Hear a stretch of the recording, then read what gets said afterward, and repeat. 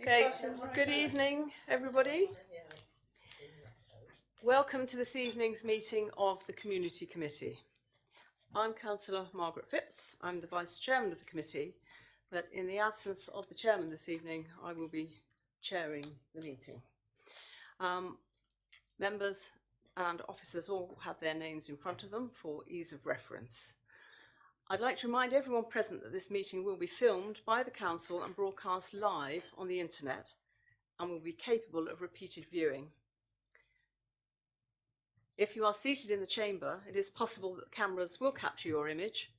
By your presence, you are deemed to consent to be filmed and to the use of those images and sound recordings for webcasting and/or training purposes.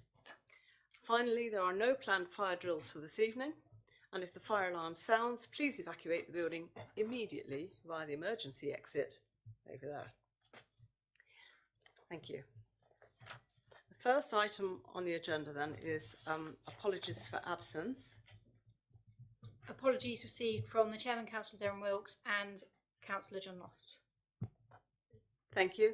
And as I'm chairing the meeting, we will need a Chairman for this evening.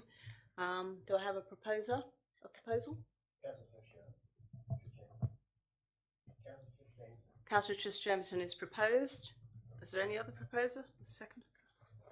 Are we all happy with that then? All in favour? Yeah. Okay, thank you. Right. Declarations of interest. Just for transparency, on item 5, coastal strategy, it does incorporate comments received from the Mudderford Sandbank community, and we have a beach hut at Mudderford, so I just wanted to, I don't think it actually precludes me from taking part, but just for transparency to let you know. Thank you, Councillor Barr. Any other declarations of interest?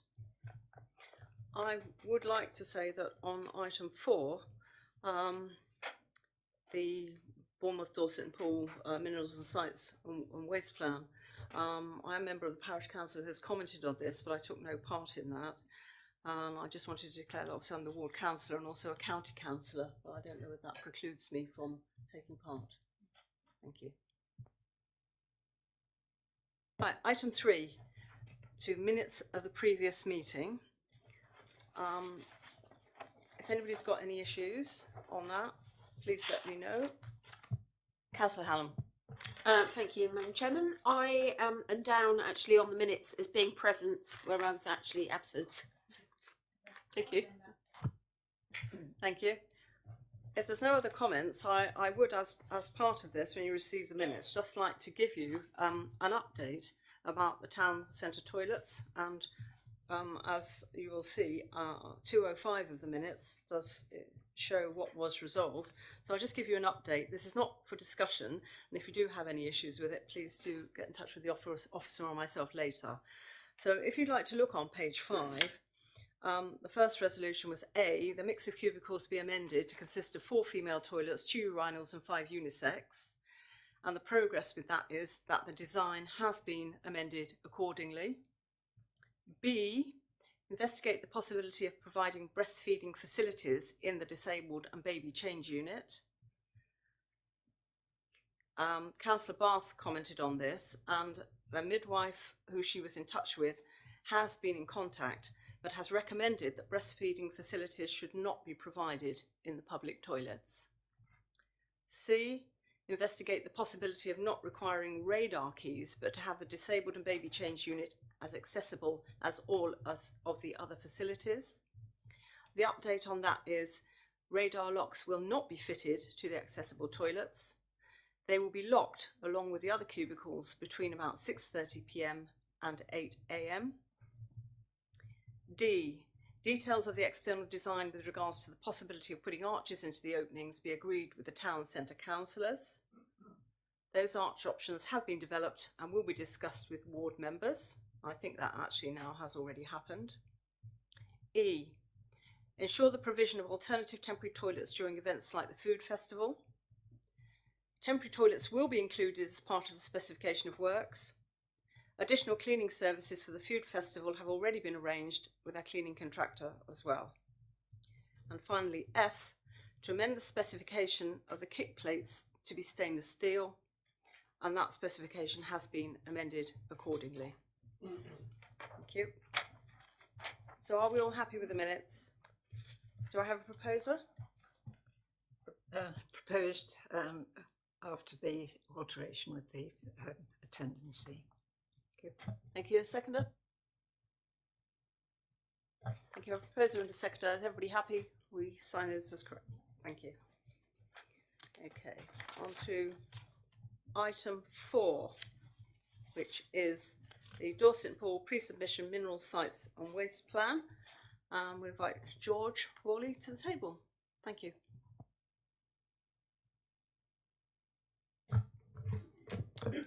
Thank you, Chairman. The purpose of the report before you this evening is to inform members of the current consultations on the Bournemouth, Dorset and Pool pre-submission mineral sites and waste plans. The consultation period for the minerals and waste plans is from the 1st of December of last year to the 31st of January, so we're approaching the end of the consultation period. The draft response that's prepared for the minerals and waste plans is a single response on behalf of Christchurch Borough Council. Previously, joint responses were submitted on behalf of Christchurch and East Dorset councils. I would remind members that this stage of the consultation is what's referred to as a pre-submission stage. So essentially, it's the last opportunity to really comment on the plan before it's submitted to the Secretary of State. But obviously later in the process, in June, is anticipated in June of this year, there will be examination public where we will attend to present further evidence on behalf of the council.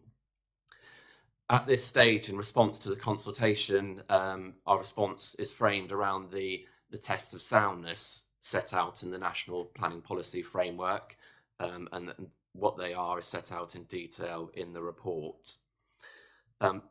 The draft full response is set out in Appendix 1, but the committee report pulls out the key summary points of the responses to the minerals and waste plans. Turning first to the waste plan consultation response, the committee report sets out the history of previous responses the council has made in respect to this plan, because it has been quite a long process going back to 2013, but I won't go into all of that detail, moving sort of straight on to the actual response on the waste plan. The council has set out its objection to proposed allocation, which is included in Appendix 2 of the report, for a proposed allocation at the Eco-Sustainable Solutions site, Chapel Lane in Christchurch. The proposed allocation is intended as a flexible allocation proposed for the intensification of the site, including management of non-hazardous waste.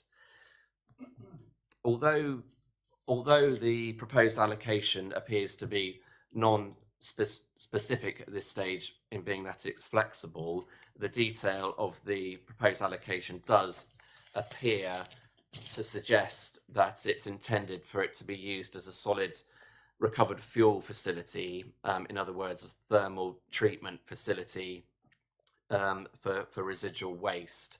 So in simple terms, I mean, you could think that it's an incinerator facility for bulky waste and normal household waste collected by local authorities. The key objections that we've raised in relation to this proposed allocations concern, firstly, airport aerodrome safeguarding, because the design of such a facility could include a building with a stack height of approximately 100 metres, and that raises a lot of issues in terms of the sort of safe operation of the airport, and concerns and objections have been raised already by Manchester Airports Group and the Civil Aviation Authority in that respect, as well as ourselves. Such a facility could also arise in gaseous emissions, which can deposit on the adjacent heathlands, which is a protected European habitat. We've also raised concerns about transport impact, because as with all these allocations in the waste and minerals plans, transport assessments have not been undertaken, so the impact is uncertain, and whether it can be mitigated is also uncertain, so that's considered a key consideration. And additionally, we raised concerns about potential odour from that facility, given its proximity to the airport business park, the Portfield Primary School, and also residential properties in the near vicinity. We have raised points in terms of whether there's an actual need for this facility, because in the waste plan overall, there are four facilities proposed. In addition to the proposal at Eco Sustainable Solutions in Parley, there's further proposals at Canford Magna in Poole, land at Mannings Heath Industrial Estate in Poole, and also the Binniger Environmental Park in East Stoke. So those are all proposals for residual waste management allocations. And in previous consultation with the Dorset County Council, they have acknowledged that not all of those facilities are required. So therefore, it's reasonable to consider that, given the constraints with the proposal at Chapel Lane, that it would be sensible to delete that proposed allocation and carry forward with the other proposals in the plan, which would meet needs over the plan period to 2033.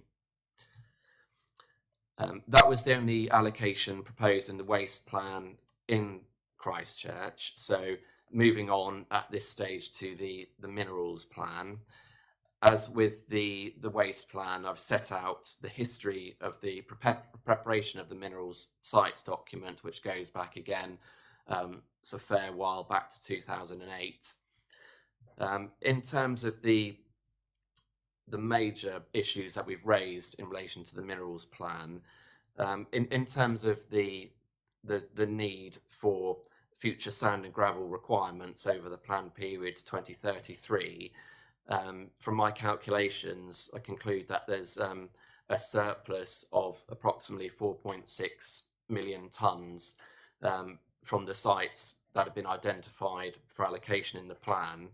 And the proposals in Christchurch include Herncourt Farm and Roshot, and the site at Roshot. And the Herncourt Farm is envisaged that would yield approximately 600,000 tonnes of sand and gravel, and the Roshot Hill site approximately 3.5 million tonnes. So at the moment, the draft response sets out that if there's a surplus against the sand and gravel that's required to be worked over their plan period, then one or more of the sites in Christchurch are not required. Moving on to the specific allocation proposed at the Herncourt Farm quarry opposite the airport, the key concerns that we've raised are familiar, and they're the same concerns that we've raised really every step of the process so far in the preparation of the mineral sites plan. I mean, firstly, in terms of the transport impact, although it's believed that the impact on the transport network won't be any greater than the existing site, the fact remains that no transport assessment has been undertaken, so the impact is unclear, and again, it's unclear whether it can be mitigated. We've raised concerns again about airport aerodrome safeguarding and possible risk of bird strike given the proximity to the airport. So with the working of the minerals and future restoration, there is a risk there, so that needs to be addressed and made sure that it can be overcome. Flood risk and ecology, given proximity to the River Stour and the Moors River, there is possible that sediments could end up in the Moors River and then in Christchurch Harbour, which has a possibility of damaging sensitive habitats. And also, the final sort of key impact that we've noted is the impact on heritage assets in terms of the Grade 2 listed building of Dales House and the Grade 2 listed farm and barn at Meritown Farm. We are concerned that given where the proposed site boundary is for the working of the minerals and the proximity to those listed buildings, that adverse impacts, that we believe it'd be difficult to mitigate them, and there should be a suitable buffer between the site and those properties, perhaps in the region of 100 metres. Moving on to the Roshot site, which is the second site that's proposed for sand and gravel minerals workings in the borough. Again, the concerns that we've raised are the concerns that we've raised throughout the process. Firstly, there's a potential conflict with the delivery of the Roshot Hill housing allocation, which is allocated in the core strategy, principally because north of the railway line, where the proposed minerals allocation is, there is a large area of suitable alternative natural green space, which is required for heath mitigation purposes for the new housing allocation. And there is a concern that the minerals working may adversely impact on the ability to deliver that or compromise its effectiveness. In terms of transport impact, it's considered that would generate 50 in and 50 out per day HGV movements for minerals purposes and 30 HGV movements in and out per day for recycling. And again, as with all the proposed allocations, there hasn't been any detailed transport assessment. So the precise level of impact and the mitigation required is not clear. So it's not appropriate that that's not dealt with at this stage and shouldn't be left to the planning application stage. Other further impacts include ecology and the impact of possible sediments from the site into Christchurch Harbour, which again is a sensitive habitat where we need to avoid any harmful adverse impacts. And again, in terms of local residents, given the proximity of the proposed minerals workings right up to the railway line, there'll be potentially issues of noise and odour for local residents in that area, including around Burton and around to West Highcliffe. So those are the key issues for the Roshot site. Just in terms of the timing of the rest of the process, as I said, sort of the end of the consultation is on the 31st of this month. So the intention would be that any amendments arising out of this meeting, there's time to make those before they're submitted before the end of the consultation. And with the rest of the minerals and waste team plan to submit both the minerals site and waste plans to the Secretary of State in March of this year, and an examination is anticipated in June. So as I sort of mentioned at the outset, we would attend on behalf of Christchurch Borough Council that examination to provide further evidence supporting these representations on the minerals and waste plans. So in terms of the report recommendation, it is as set out that the draft representation in Appendix 1 is endorsed, subject to any amendments that we may discuss, and essentially that's it. Thank you very much. That's very detailed. A lot of information. Thank you. Has anybody got any questions for George? Councillor Bungay. Thank you. We've heard that no examinations, whatever you want to call it, have been done on the transportation issues and the issues of proximity to habitat and people's houses, etc. Can they go ahead with an application without carrying those out and without us having the detail to go back and argue our case? What they've done is sort of set out in Appendix 2 and 3, where it shows the proposed allocations. They've set out a number of development considerations which consider the points that you've raised. So at the planning application stage, they would have to have all those assessments in place and have done the appropriate consultation. I think the concern is at this point, when a proposed allocation is in a plan, in order to know that those impacts can be mitigated and it's deliverable, it would be nice to have seen some of those detailed assessments available now rather than having to wait for the planning application.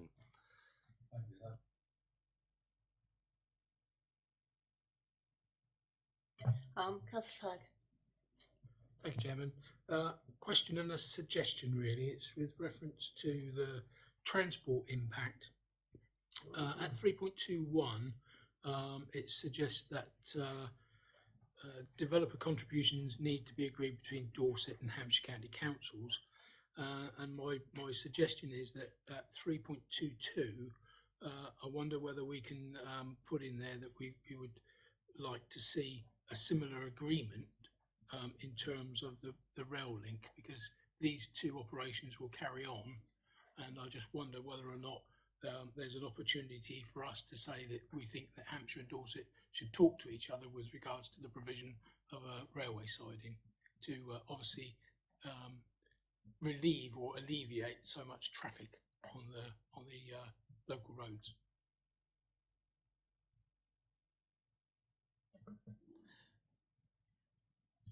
I think that's fine. Obviously, we've added that to the representation about the railway siding, that they need to explore it and look at the feasibility and viability. But we can look at adding in a sentence about appropriate contributions if that was proved to be deliverable, and put that in.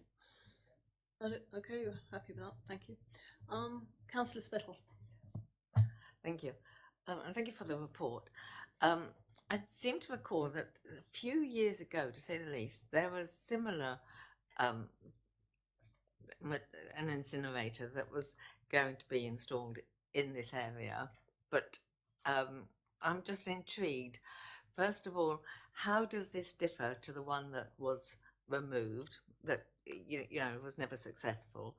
And also, is there a connection between what is proposed here and the previous proposal? I think it was an MBA, wasn't it? Yeah, I think what you're referring to, there was a previous proposal actually in the Airport Northwest business park for what was called an MBT plant. And when there was an earlier consultation on the waste plan where the council were consulting on previous allocations that were proposed, and we're grateful that that was actually struck out for a number of reasons, and because it did conflict with the local plan allocation for the site, and the owners of the airport business park were not supportive of the proposed allocation. So I think for a number of reasons, including those, it was taken out of the plan at a relatively earlier stage. I think the technology for the facility on the eco-sustainable solution sort of differs slightly, but I suppose it's a case of there's a willing landowner for that facility, and there isn't sort of the same conflict with the local plan allocation. I mean, obviously we are raising the issues that we're raising, and I think particularly for the ecological reasons and the airport safeguarding, I would have thought that those alone would make it undeliverable, and I'd hope that if it isn't struck out at this stage, it would be through the examination process. Thank you. I'll have Councillor Bath next, and then you and me. Thank you, Chairman. Thank you, George, for the report. Are we liaising with Dorset County Council about their response to this at all? Well, throughout the long process of this and the various consultation stages, in between those stages, we have sort of liaised with the minerals and waste team at the county.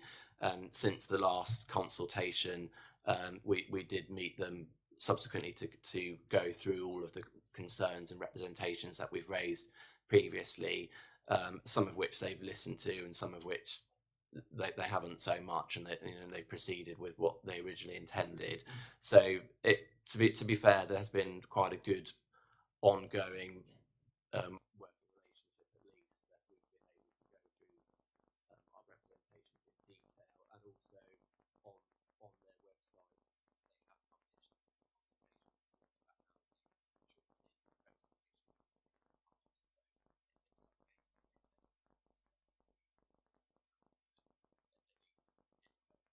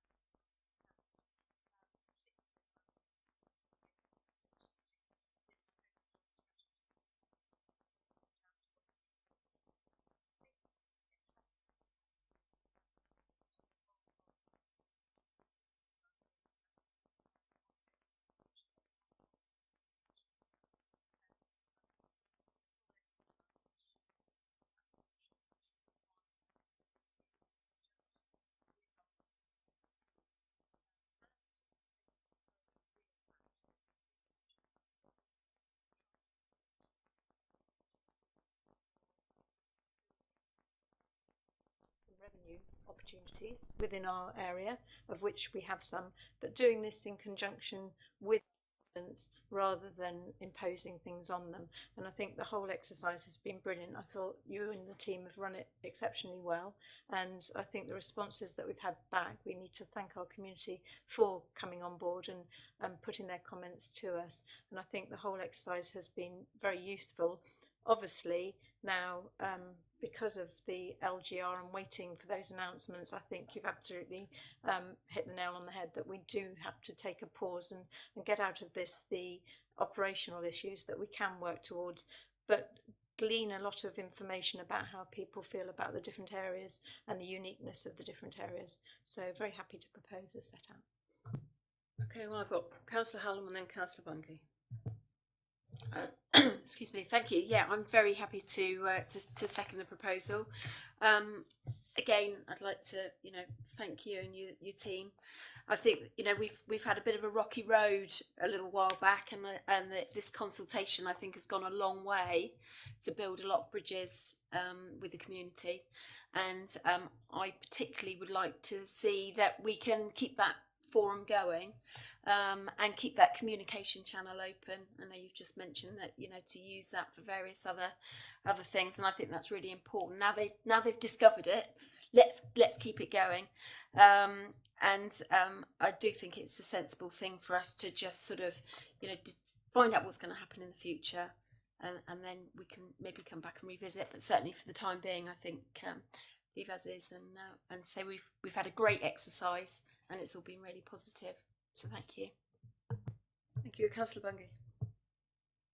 Thank you, Chairman.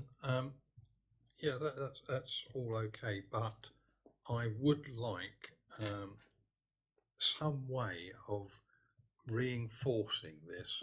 I mean, I heard Mrs. Plumley's comments about the report will be there for any new authority should that happen. But reports get buried and reports get lost. I would like somewhere it recorded that it is this council's policy to adopt the ideas that have come forward.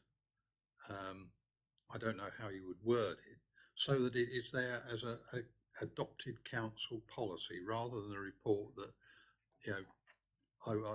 most of us won't be here after reorganisation, and who will remember it and who will remember where the report happened or what.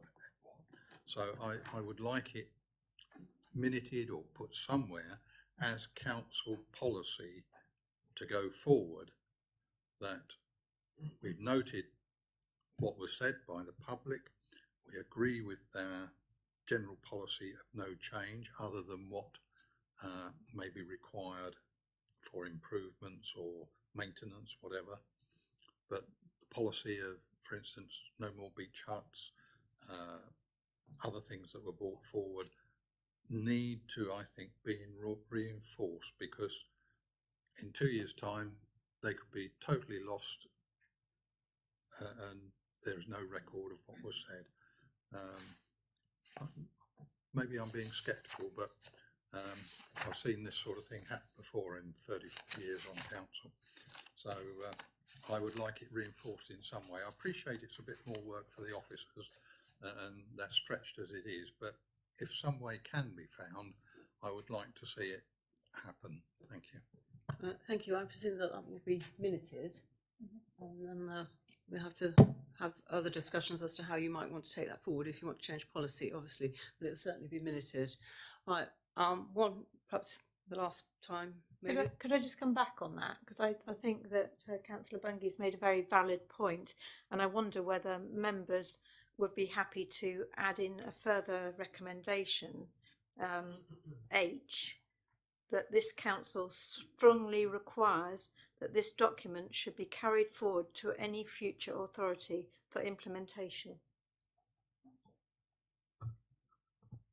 Is the seconder happy with that? As a seconder, I'm happy with that.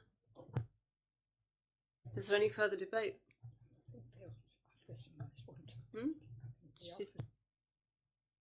Did you want to come in on that, Judith? not specifically, but just trying to think how that would actually work. I think in terms of making it council policy, it would need to we'd need to produce something that said what the policy was, and if the policy is status quo, then it's quite difficult to do that. Would it perhaps be better to, if you wanted to do this, to put into H that something about bringing forward a policy within the next year or something like that? If I could just come back, the recommendations are things like E, the actions outlined in paragraph 3.15 be implemented where possible. The generic principles shown in paragraph 3.7 are given due consideration in developing any future proposals along the coast. So I think we've already said what we want to say, but we need a paragraph that says that we want this to be carried forward to any new authority for implementation. I don't see that there should be a problem with that, because we've already said that's what our thought process is. Chairman, I think if that's what we're proposing, rather than producing a policy, not another policy. No, that's okay. So we do have a proposal. We have a seconder. Councillor Spindler, you want to speak on that? Yeah. Can I just ask a question? I'm grateful for Councillor Bungay raising this, and in fact, I think it's going to be a much wider problem or concern. Surely, with any change of any local authority or whatever, won't our strategies be rolled into that? But then I know I've put you on the spot, but what sort of period would a strategy then last for? Would it be until a new one has been implemented? Any policies from the authority, from Christchurch Borough Council, would be rolled forward into the new authority, and then it would be up to the new authority when it reviewed those policies and how frequently they were reviewed. But basically, you're putting the marker down here, aren't you? I mean, I think as part of these recommendations. So that's proposed and seconded. Is there any more debate on that? One more, okay. Going back to some of the works that we are going to implement, can we ensure that we get our financial bids in quickly? Because once the decision is made, all our money and assets are frozen. We can't spend any other money, so we can't do anything for the benefit of the people of Christchurch. So I would urge that the officers, any urgent works that we've got where we haven't got funds committed for, that they get those committed ASAP, because if the worst comes to the worst, we won't get anything done. Thank you. Okay, I'm going to go to vote on this. We've got all recommendations as they are here, with the addition of... This council strongly requires that this document should be carried forward to any future authority for implementation. Okay, right. All those in favour? It's unanimous. Judith, thank you. Next item is item 6. Shelley, would you like to come up to the table? Thank you very much. And this is the discharge of statutory housing duties within the private rented sector. Thank you, Madam Chairman. Good evening, members. The purpose of the report this evening is to seek comments on the private rented sector offer policy prior to consideration by full council, and to make use of powers contained in the Localism Act 2011 to discharge the council's homelessness duty by the making of suitable offers of accommodation into the private rented sector. By means of background, local authorities have a statutory duty to rehouse households who are accepted with a full homeless duty. I mentioned the Localism Act introduced the ability for local authorities to discharge this duty by the offer of a suitable private rented accommodation offer, but that's with or without the applicant's consent, but provided certain safeguards are met. Now, this is a power, not a duty, and applicants have the full right for a review of the suitability of the accommodation offered. In considering the local context, there's unfortunately not enough social housing available to accommodate all applicants on the housing register within the borough, including those with a homeless duty. there's limited temporary accommodation available for our homeless households, and it makes pure sense to assist by securing accommodation in the private sector where possible and of course suitable. The borough does have a very small private rented sector, meaning that high demand is prevalent and often high market rents, which are out of the reach of many of the applicants needing assistance, to put it into context as well. The majority of tenancies that we in the housing service have previously secured in the private sector are for 6 months, rather than the 12 months needed to comply with the legislation.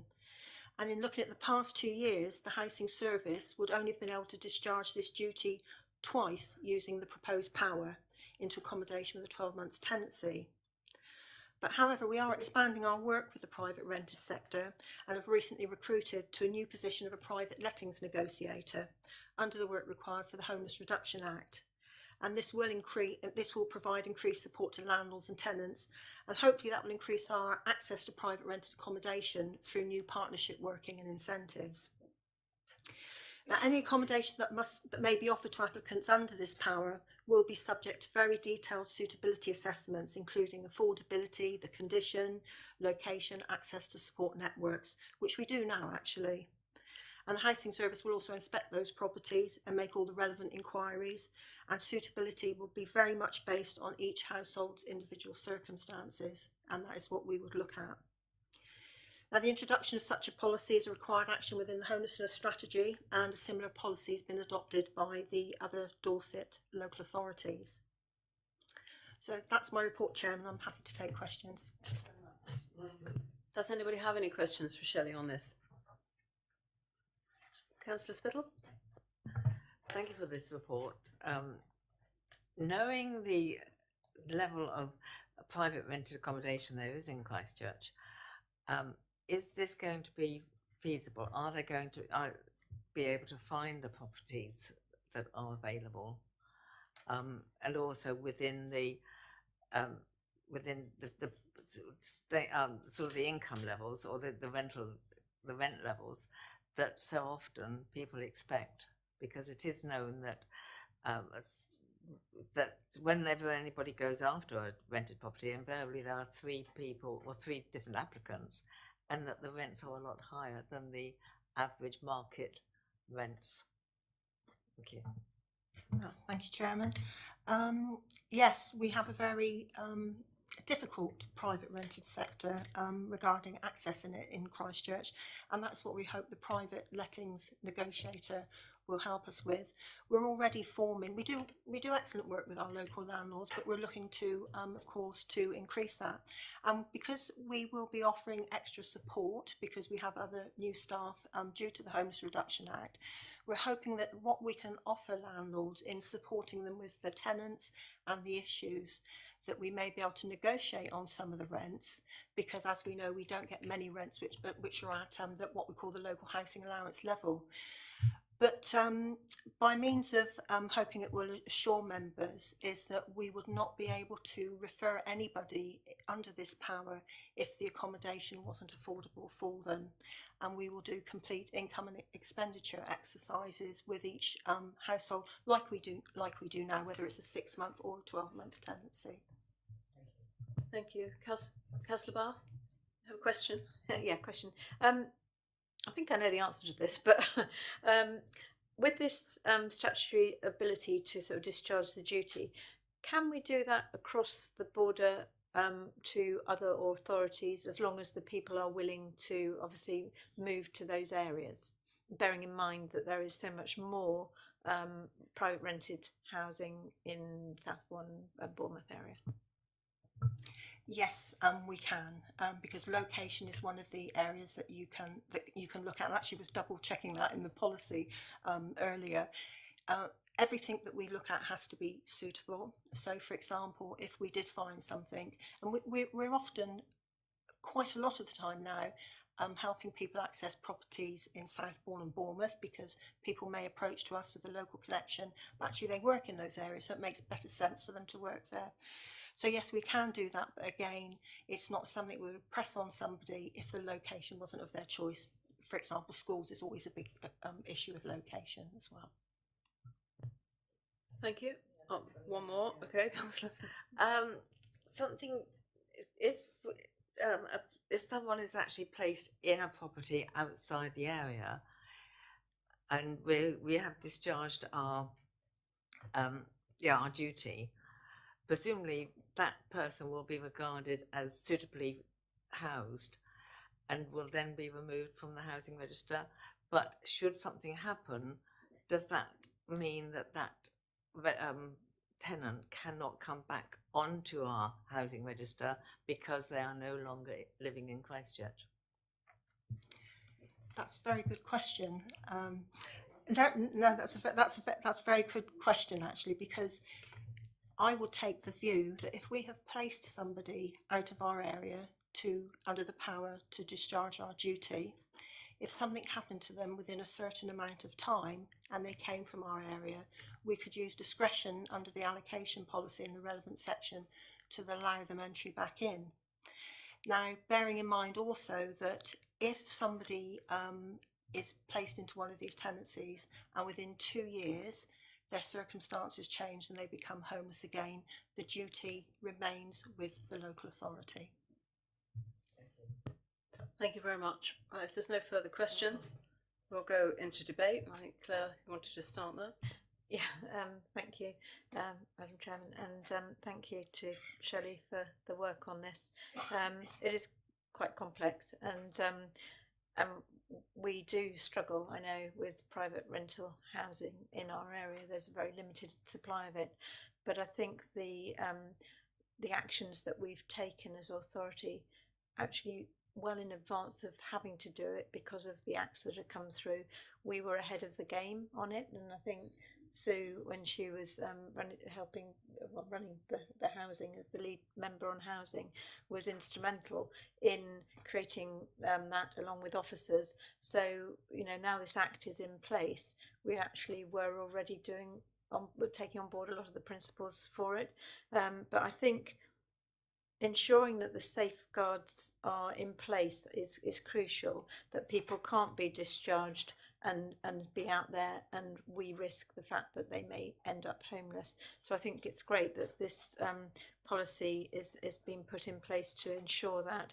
And I think that coupled together with having our new private lettings negotiation officer who will work in tandem with the private rental sector to try to build up trust in our ability to place people, and the fact that the stigma perhaps will be taken out of working in conjunction with the local authority to find housing for our local people. I think that would be really useful, together with our landlords forum, which is happening next week, which hopefully will have a good response, and we will get quite a few landlords in. And the limited housing that we do have within the borough, we can persuade those landlords to perhaps extend the initial tenancy to 12 months, which I think a lot of the time is the issue, because generally speaking they will only start off on a 6-month tenancy basis. So I'm very happy with this. I've read through it, and I think it's a good way forward, and thank you for your work on it, and it's very, very good work. Thank you, Councillor Bath. That's proposed. Councillor Spittle, do you want to come in?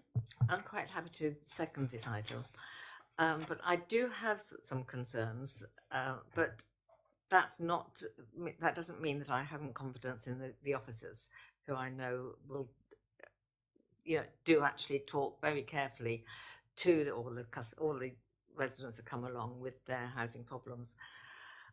One thing that does concern me is there is quite often a reluctance of people to go into private residence, not necessarily because of the fact that might not be permanent, but also that they are aware of the differences between the rent in a private property as opposed to those in a housing association, the social housing, which is quite often 60% or at the most 80% of market rents. So I can foresee possibly there may be people who, or again, I'd ask the officer to comment, who may prefer to stay in temporary accommodation until such time as a suitable, affordable housing property comes available. But this also is, of course, there's going to be a problem because so many of the housing associations chose to build shared ownership properties as opposed to social housing, following the problem regarding the funding of housing associations. But again, as I said, knowing the officers, I have full confidence that they will be able to carry on this strategy, but I can appreciate they will have problems. Thank you. Thank you. Did you want to respond or not?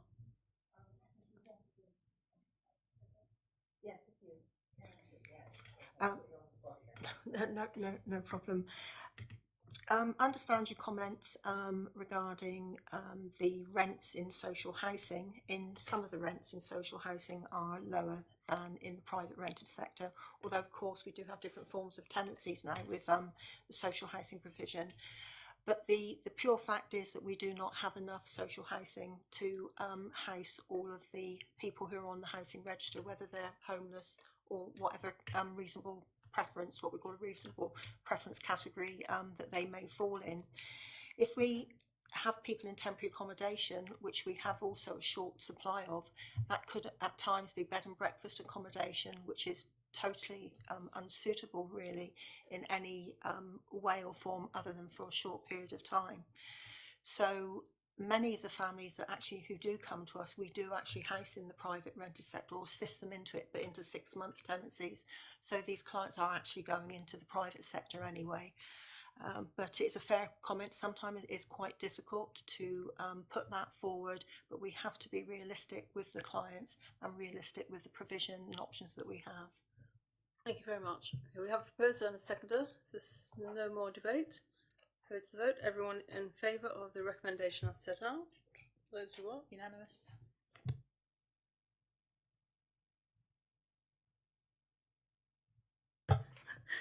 Ready for the next one, which is item 7, which is the homeless strategy. So away you go again.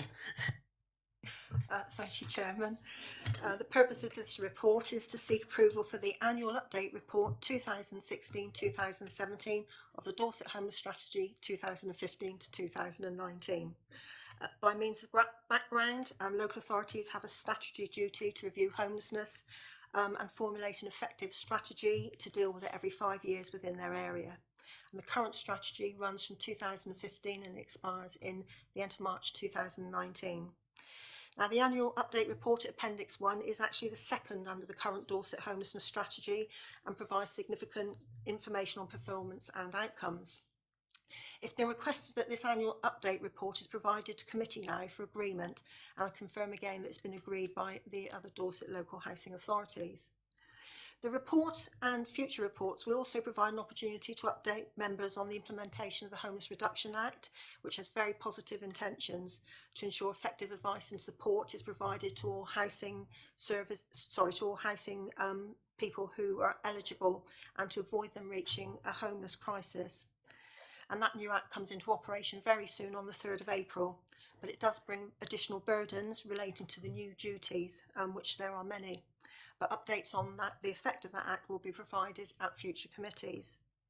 Now, in considering this actual annual report, I'd like to highlight just a few points for Dorset.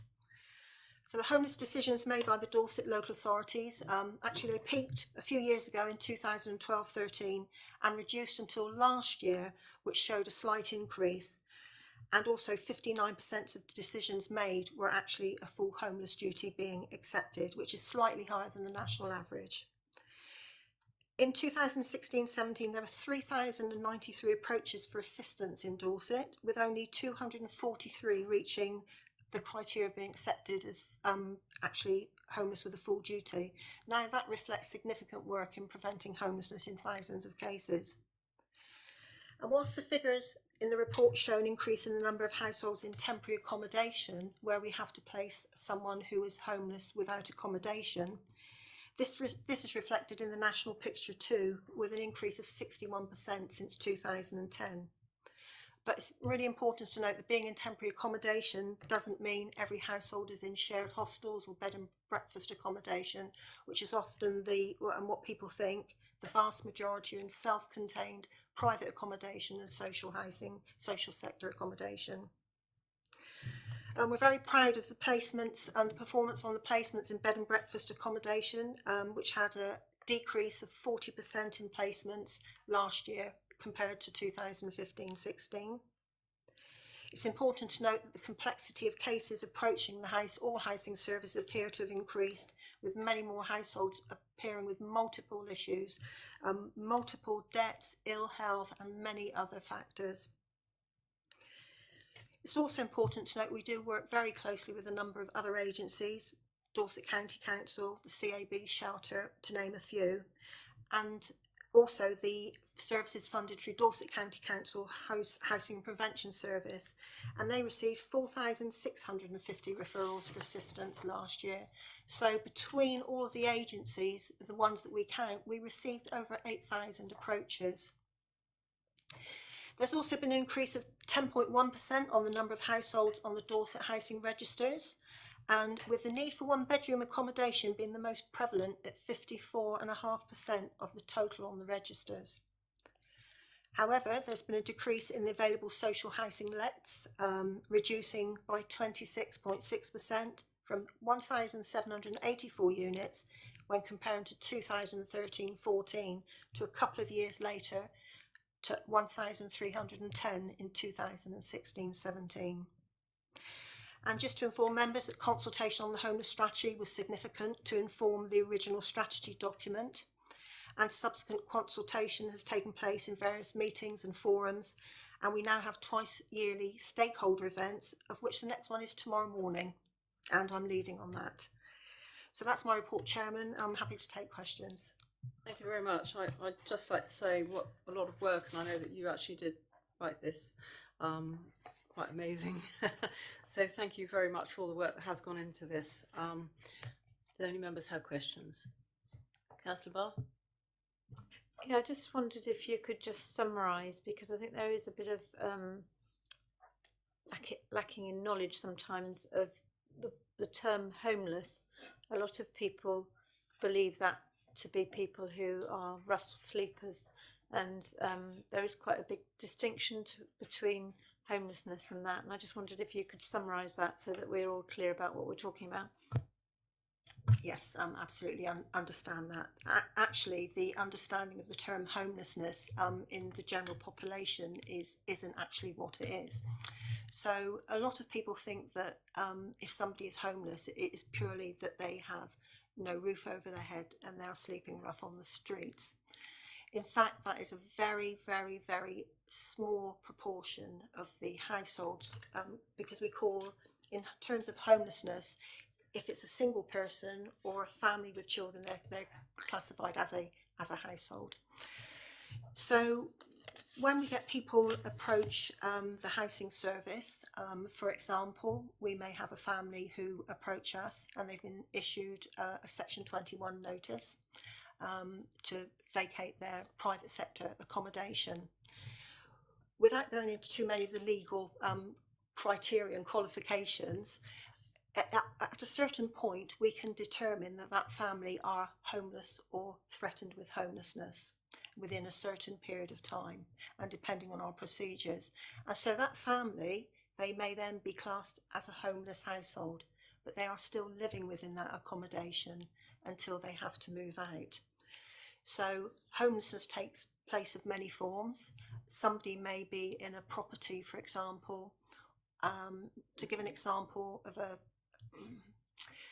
somebody has a flat on a third floor with no lift, so they have to go up 3 stories of stairs to get to their accommodation, and they have an accident or a health issue that means they have to have a double amputation. That means they cannot access their accommodation, but they still have accommodation, but it means actually by law they're homeless. I could give lots of examples, but I hope that helps to explain. Okay, thank you very much. It's obviously quite a complicated subject. Okay, if no further questions, we'll go into debate. And I think, Claire, you wanted to start again? Yeah, I've worked with the team on this, and I think the work is really admirable, and I want to congratulate our team because again, we are leading on this, I would say, across Dorset, and we were ahead of the game, and a lot of the stuff that we have put in place has now come through with the homelessness reduction bill. But luckily, well, not luckily, because we had already identified this was the best way to look after people to prevent homelessness, we had already started to implement a lot of the things which other councils are having to catch up with, I believe. I think the way that we work as an authority alongside other key partners and agencies to ensure that we have that joined up thinking and work together was absolutely shown through that homelessness forum that we hosted here in Christchurch, and I think it showed the level of interaction between those agencies to prevent people actually becoming rough sleepers because we act at an early stage.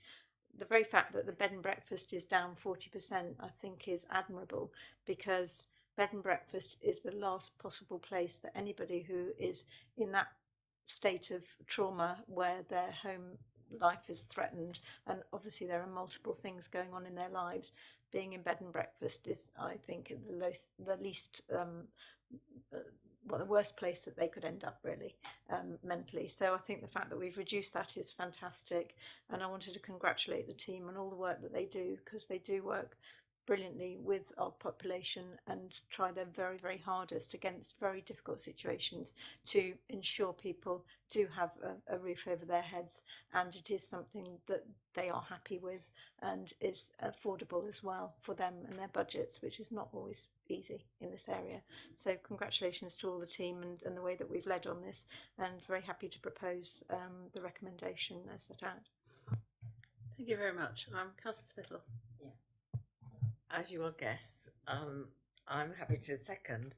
And if any, first of all, I do know that Shelley, this is where she's going to sort of want to go under the table, has done a tremendous amount of work on this. She's led the team at Dorchester with all the other districts, etc., and produced the strategy that we see here, plus all the amendments. So she's constantly got her eye on it. Can I just ask members to refer to page 125 and 126 of the Dorset Homelessness Strategy, because here you'll see the results of a major amount of work that the team has produced over the years. You'll notice, if you look on the, first of all, 126, as at 31st of March 2013, there were 2,365 persons or households on the register, which then slightly went down to 2,229 as at 31st of March 14. Then it's gone down to 208, and now as at 31st of March 2017, 331. This is as the result of the housing allocation register being amended to produce Christchurch homes for Christchurch people, and that's just one item that the team were involved in. So I have no hesitation in seconding the recommendation that we have on page 71, and would also like, if possible, to add that the housing team be congratulated on the results or on the work that has been produced, because again, not only this will actually appear, I think, in the next report, they did go for gold standard. They've now attained bronze standard, which is a great achievement, and it won't be long before they get to the silver standard and then the gold standard. So that just shows how fortunate we are in having such a highly efficient team. So Thank you. I Thank would you very like much. something added on. Well, are you suggesting it's added to the recommendation? Because it Yes, will be in please. the minutes. I'll put it in the minutes, yeah. Yeah, okay. It'll be in the minutes. Okay, so thank you. You have a proposer and seconder. Councillor Bungley. Thank you, Chairman. it's good to see these figures, although the fact that we've got 331 people is still not good. We are doing a lot better than most of our county neighbours. I just wonder, out of curiosity, how this compares, if you have the figures, with Bournemouth and Pool's situation. Because it would be interesting if we are actually putting people into accommodation in their areas, if they want to go there, how their housing situation is compared to the rest of the county and ours. If you are able to briefly answer that. I haven't got the figures with me, unfortunately, for Poole and Bournemouth. All that I can say is their figures are slightly higher. But of course, if we do help people into private rented accommodation into their area, it is unlikely that they may be on the other housing registers because they won't have a housing need potentially, although in some areas you can go on a housing register without a local connection and with no housing need. But I can certainly put some Yeah, I was going to comparative suggest figures in the next report. perhaps you could liaise, on that and get some figures. Yeah, thank you very much. To get a true perspective, could I suggest that also you include the total population or total number of households? Because obviously if Bournemouth have got 900 households on their housing register, but in comparison with, the number of households they've actually got living in Bournemouth, then, it gives us a truer idea than, and What you're saying is it's more like percentage of the population. Exactly. Okay. There needs to be a correlation. Exactly. I understand what you're saying. Okay, if there's no more debate, Councillor Flag. Thank you, Chairman. I just wanted to add my congratulations to the officer for such a comprehensive document with so much information and data for us all to digest. Thank you very much. Right, thank you.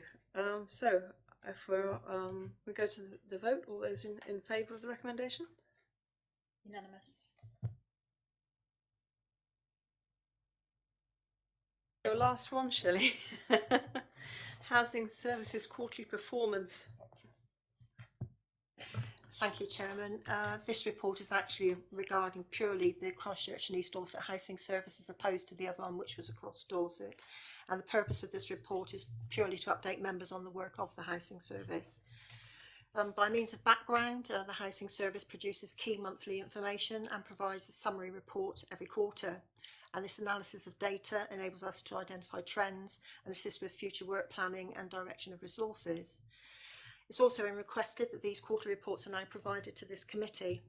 And again, this will provide the opportunity to update members on the implementation of the Homeless Reduction Act, soon to be operational.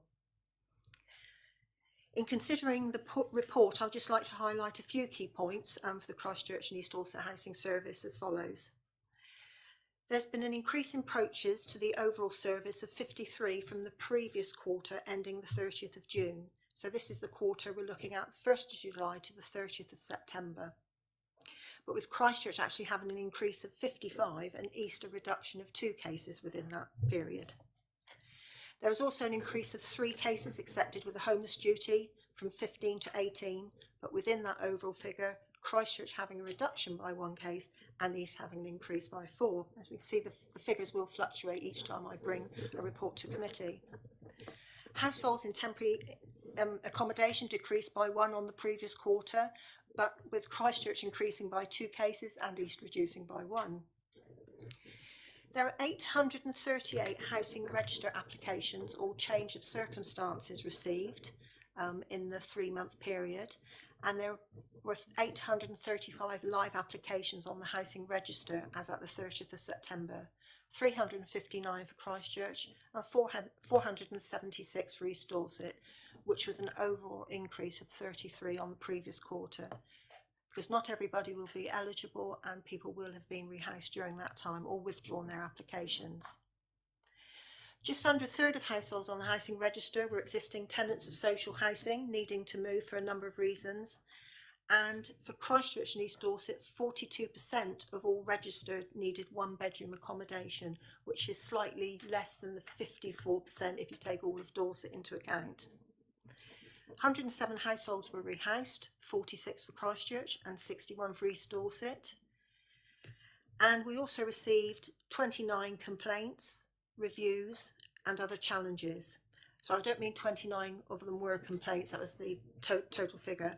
And that was a slight reduction from the previous quarter. And we're also receiving an increased amount of freedom of information requests. So in conclusion, the Performance and Statistic Report provides a comprehensive update on the work of the Housing Service. I'm happy to take any questions. Thank you very much. This is to be noted, but has anybody any questions? Sue? Suesville. First of all, on page 151, you've got the complaints or reviews.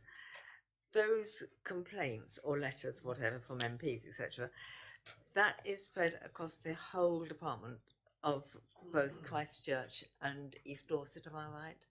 Yeah. The other thing, with regard to rough sleepers, or the street homeless that we refer to, I understand you've now appointed a new company as opposed to EDP that used to be, whose name completely, because I saw it in the paper, are they carrying on the same sort of service that EDP used to do, like going around and checking all the rough sleepers, etc., and when the temperature gets below a certain level, then refers them to us, to yourself? So, I'd just like a little update on that, please. Thank you. There will be another update, I think, in the members' newsletter coming out this week or maybe next week. Yes, there was a recommissioning exercise which West Dorset District Council led on, and an organisation called Julian House have been appointed. And I sit on the stakeholder group and the commissioning group and the contract group for both councils. And myself and Richard Knott, our principal Housing Solutions Prevention Officer, met with them just after Christmas.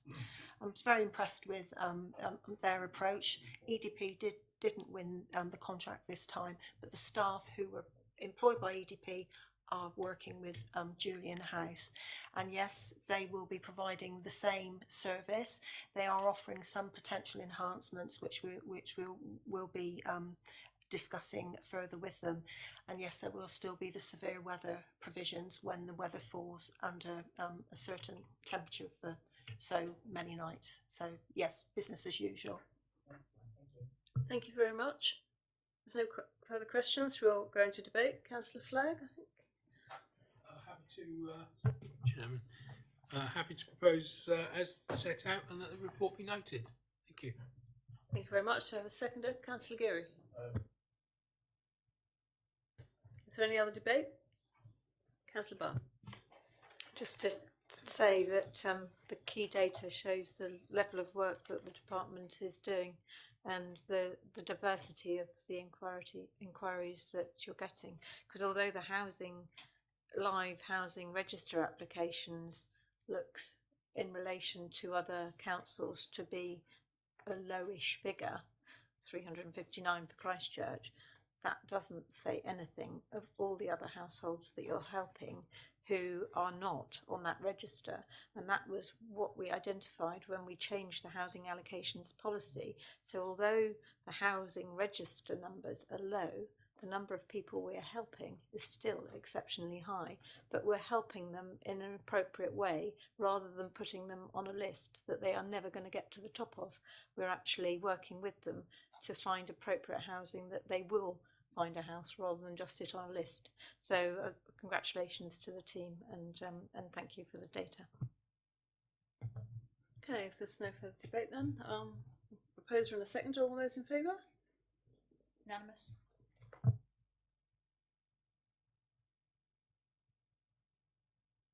Very well. Yes, well done, thank you very much. At this point, we'll go to the additional item, the supplementary item. Officers have been waiting here for, which is the expression of interest in the planning delivery fund. So, Simon Truick. Thank you, Chairman, members. We've brought this item partly at the request of the Chairman to the Committee for Information in respect of what's termed an expression of interest, but effectively a bid for government funding in support of strategic planning work in Dorset through the Dorset Strategic Planning Forum. I've set out in paragraph 2.1 the role of the forum, and in fact your two members of the forum, Mrs Jameson and Mrs Phipps, are of course here, so that no doubt can explain their own role in that as well. The Planning Delivery Fund itself was a slightly unexpected additional funding stream for plan making from government, which came out with very little fanfare just in early December, with quite a tight timescale for bids or expressions of interest to be submitted by the 11th of January.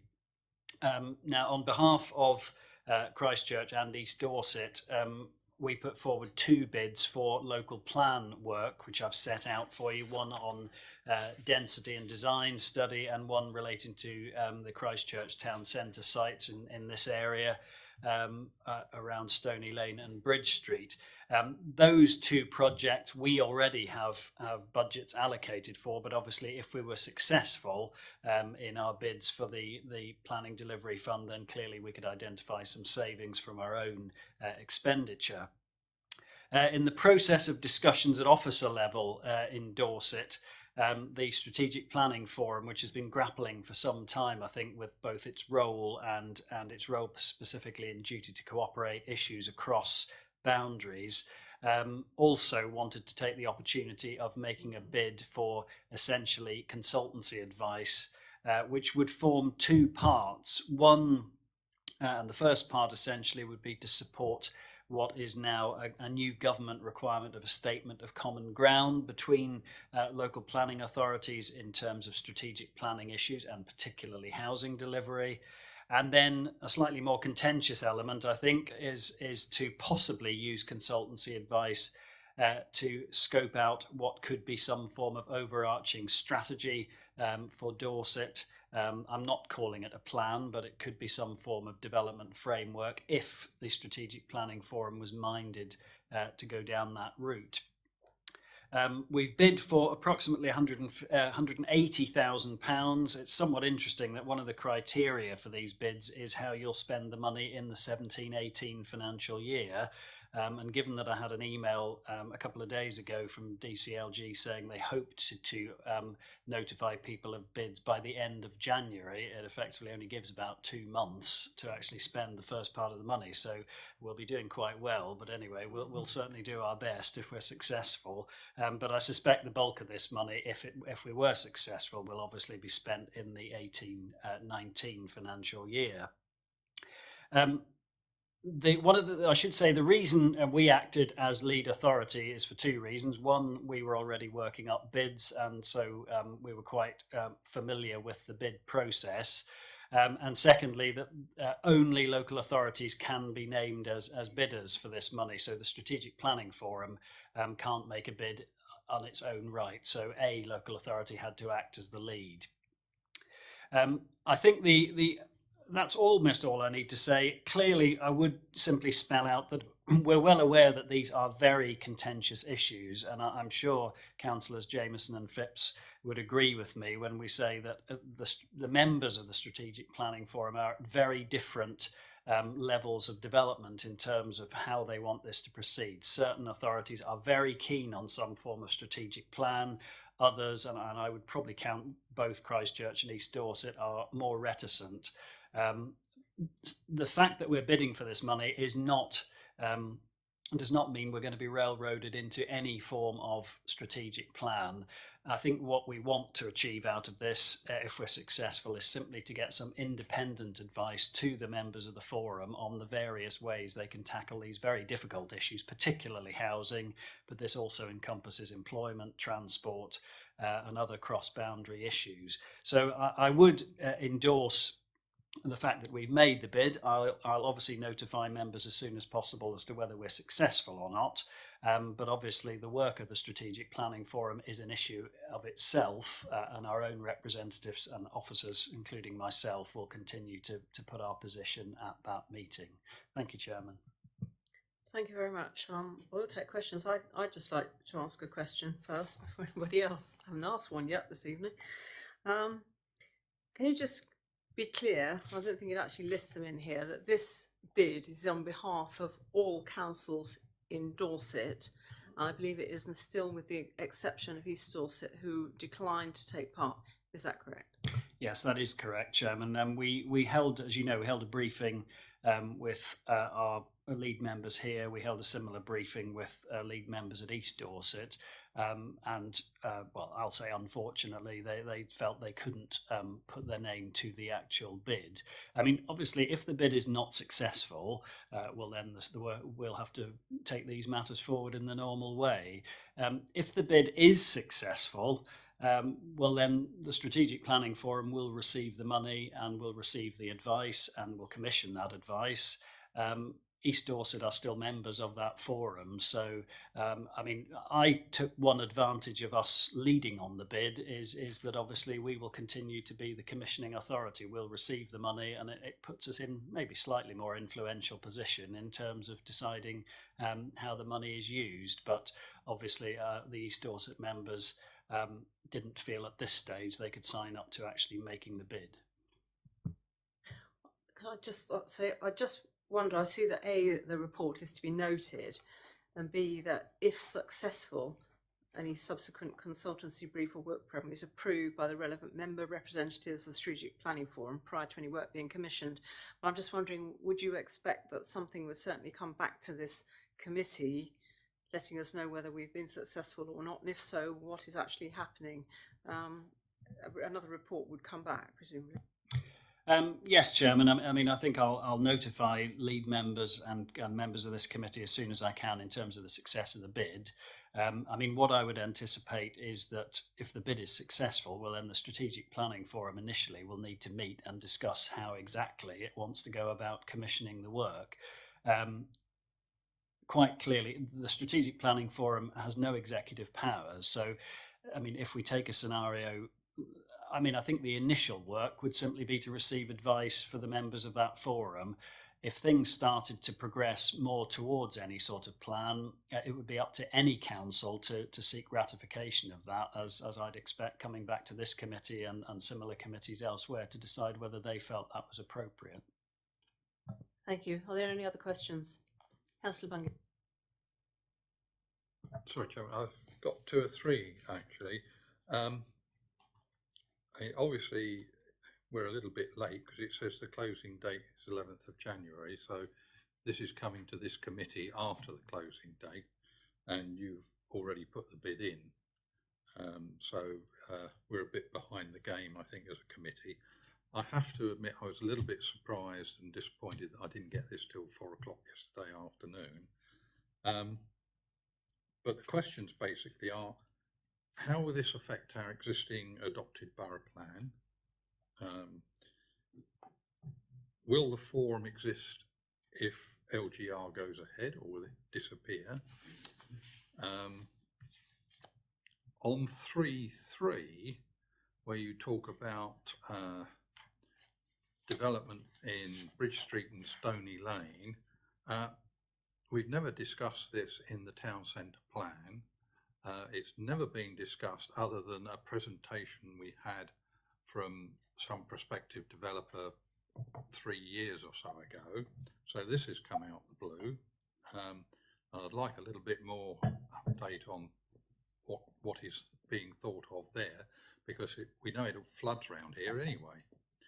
And that's one of the reasons that the Beagle site was designated unsuitable for housing.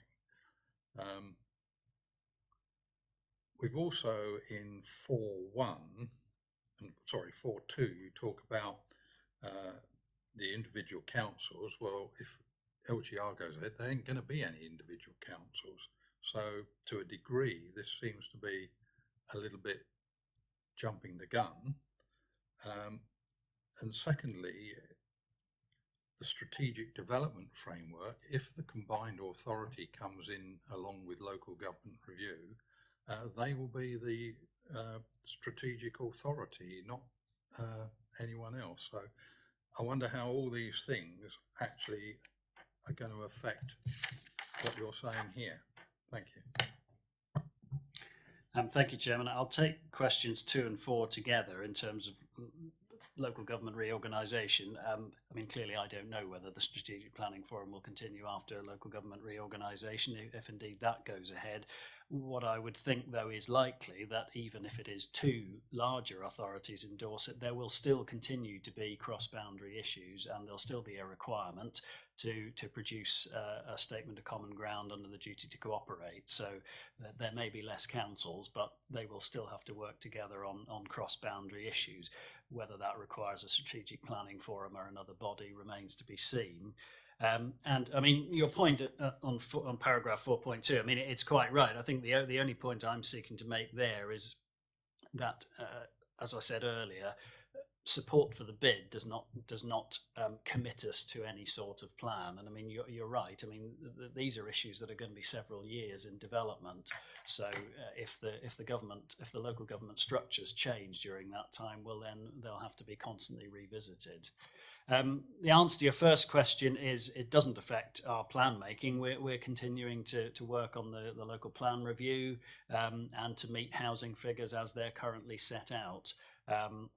I mean, I think we remain optimistic, though challenged, that we can still meet our own housing requirements within our own boundaries. I have to say, not all authorities in Dorset, you won't be surprised to hear, feel the same, and that's where the role of the Strategic Planning Forum comes in potentially. And just lastly, the specific point on Stony Lane, I mean, you're correct that there's been a desire, I think, for some time to see whether we can create more development potential on sites which are indeed affected by flood risk. We've commissioned part 1 of a flood study, which you referred to the briefing, and we want to go on to a more detailed part 2 of that. In terms of this committee and members' role, that would feed into the local plan review, which obviously will come before, at every stage, before members for approval. About the Bridge Street comment as well. Sorry, I was the same thing. Yeah. Councillor Bath.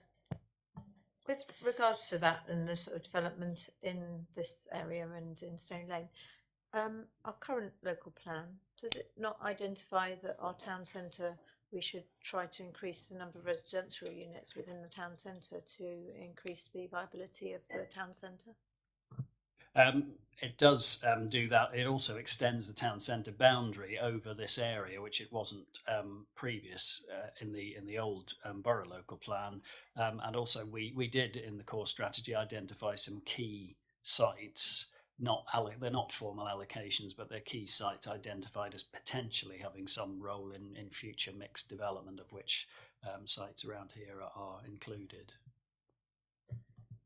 Okay, if there's no further questions, we'll go into debate. It's just the report to be noted, as you can see, and A and then B. Councillor Helm. Thank you very much, Madam Chairman, and thank you very much for your report and update. I'm very happy to propose that we accept and note what's within here. However, I'd just like to recommend or propose that perhaps we get a report back to this committee as an update. And I know you did say that you would notify us all if the bid was successful, but I think that needs to be formalised and come back to this committee as well. Thank you. Do I have a seconder for that? Yeah, happy to recommend the report is noted and go along with what Councillor Hallam said.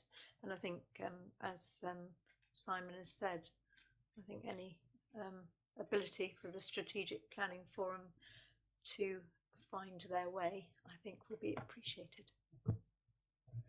Right, thank you. So we have a proposal for A and B, and on addition that a report comes back. Yeah. Okay. Is everybody in favour of that? Go to the vote.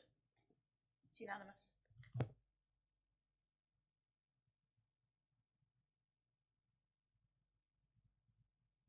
Okay, so we'll press on now to item 9, which is the outside body reports. There's 2 within here, which take them in the order they are, and there's also another supplementary at the Dorset Waste Partnership. Right, the first one is the Dorset Strategic Planning Forum report that Councillor Jameson and I attended. You've heard a little bit about it now already. You've got it there in front of you. Have you got any questions or anything, any comments? No? Excellent. Oh, Councillor Jameson. Just one comment, Chairman. Thank you for doing the report. I'm glad you would do them rather than me. No problem. Okay, so the next one is Councillor Bath, who attended the Sovereign Housing meeting. Anybody got? Would you like to say anything on that? The report's there. Unfortunately, the minutes of the meeting, which would have filled out the report a bit more than the highlights that I put in, unfortunately we haven't got, but I'm sure they will be circulated to members. I've got them with me hard copy. Oh, thank you. I will publish them online, although they are exempt, so they'll only be accessible by yourselves. They won't be open to the wider public. But just to say that our work with Sovereign is really positive, and we work very well together with them, and they provide a large proportion of our social housing, and it's good that our relationship is good with them to that effect. Right, thank you, and thank you for attending that on behalf of Councillor Derham Wilkes, who's obviously away. Okay, the third one is a supplementary report of the Dorset Waste Partnership that I attended with Councillor Hall, as Councillor Jameson was otherwise engaged at another meeting that day. So I think you should all have had a chance to look at it.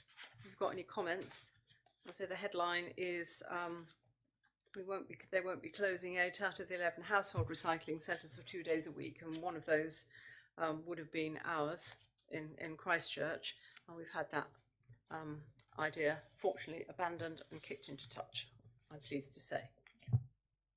Councillor Bungay. Chairman, are you able to tell us whether there are any discussions going on between Dorset Waste Partnership and Bournemouth and Poole to extend their service? Because what I am concerned about is if LGR goes ahead, if we're no longer in Dorset Waste Partnership, we could then face closure of the Wilverley Road site because they won't be running it anymore. So, and our collections will change to once a fortnight for everything. So I'm a little bit concerned as to whether they're actually taking any steps to try and expand their services. Okay, there's just a couple of things I can tell you on that. Is that we have been told in the forward plan of the Dorset Waste Partnership that there is going to be a report coming forward in March. So I don't know what it's going to say, but obviously they are looking at the possibilities or what the situation might be. We have also been assured that suddenly on day one, if LGR goes ahead, nothing will change. Like, you know, suddenly you get the same collection as Bournemouth instead of Dorset Waste Partnership. That isn't going to happen. There's going to have to be some sort of transition period, and obviously it would have to be dealt with in some way or other. And I don't know how that would work at the moment, but we are assured that a first report on this is coming forward to the Joint Committee, and I believe it is in March because I saw it on the forward plan. So I can't tell you any more than that at the moment.